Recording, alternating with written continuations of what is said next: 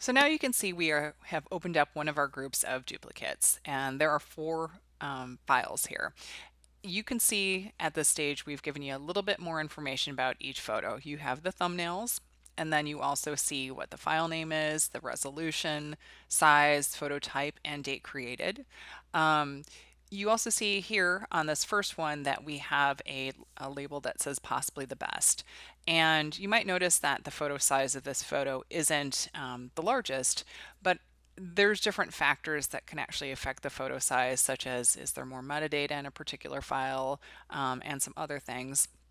And so our algorithm is actually just looking at the quality of the image itself to make a recommendation, but it's just a suggestion.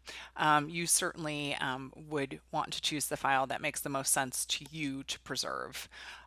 Something to also keep in mind is in looking at this group, you can see that these three are most definitely very similar or identical, and I don't need all three of these. They're basically the same. But this one on the left is a black and white version, and I actually want to keep a black and white version and a color version of my photos.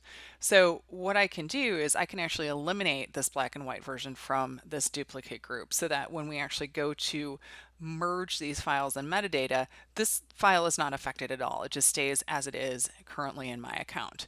So the way to do that is to actually hover over here, this red X, and it says click to remove from group. So I'm going to do that.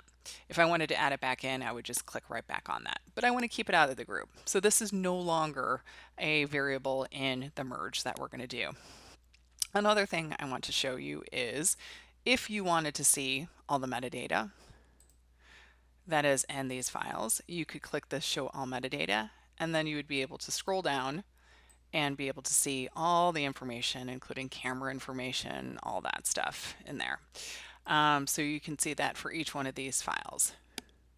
Now I'm going to go ahead and at this stage, I'm going to choose one of these files and may as well just use the one that I've selected here because I think they're very similar. And then I'm going to go on to the next stage, which is actually the one where now that we've selected the file that we want to keep, I'm going to go in and actually edit the metadata. So stay tuned for the next segment of this and I'll show you how to do that.